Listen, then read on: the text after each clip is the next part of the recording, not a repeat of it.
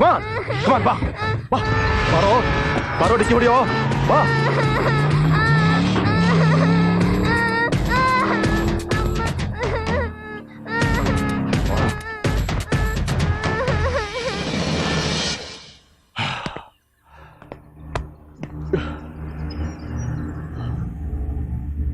ಈ ವಿಷಯನ ಈಗಲೇ ಹೋಗಿ ಮಂತ್ರಮೂರ್ತಿ ಹತ್ರ ಹೇಳ್ಬೇಕು.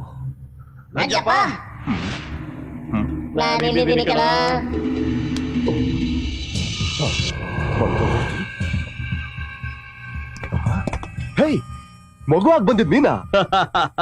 ಹೌದು. ಆ ದೇವತ್ ಕಾರ್ಗೆ ಚಿಕ್ಕ ಮಕ್ಕಳು ಅಂದ್ರೆ ತುಂಬಾ ಇಷ್ಟ ಅಂತ ನನಗ್ ಗೊತ್ತು. ಅದಕ್ಕೆ ನಿನ್ನ ಕಾಪಾಡೋದಕ್ಕೆ ಚಿಕ್ಕ ಮಗುವಿನ ರೂಪದಲ್ಲಿ ಬಂದೆ. ನೋಡ್ದ್ಯಾ ವಿಧಿನ? ಆ ದೇವತ್ ಕಾರ್ಗೆ ಅಷ್ಟ್ ಶಕ್ತಿ ಇದ್ರೂನು ನಾನೇ ಮಗುವಾಗಿ ಬಂದೆ ಅಂತ ಅದಕ್ಕೆ ಗೊತ್ತಾಗ್ಲಿಲ್ಲ.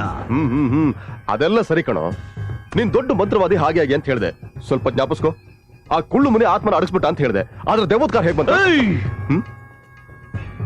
ಏನು ಮಿಸ್ಟೇಕ್ ನಡೆದಿದೆ.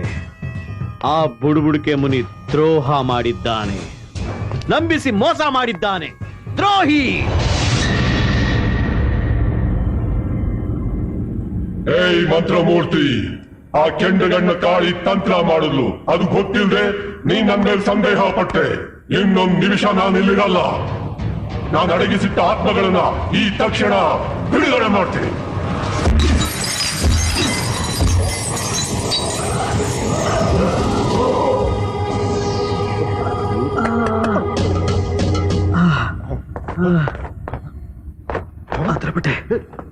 ಆತರ ಬಟ್ಟೆ 5 ವರ್ಷಗಳಿಂದ ನನ್ನ ಜೊತೆಲಿದ್ದೆ ನನ್ನ ಗುರುದೇವ ನನ್ ಬಿಟ್ಟು ಹೊಟ್ಟೋದ್ರಲ್ಲ. ಈಗೇನ್ ಮಾಡ್ಲಿ? ಹೋದ್ರೆ ಏನೋ, ಹೋದ್ರೆ ಹೋಗ್ಲಿ. ನನಗ್ ಬೇಕಾದ ಶಕ್ತಿ ಇವೆ.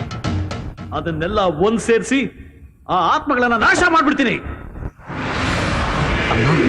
ಕೆಂಡಗನ ಕಾಳಿ ಅಂತೂ ನಮ್ಮನ್ನು ಬಿಡುಗಡೆ ಮಾಡಿದೆಯಲ್ಲಮ್ಮ.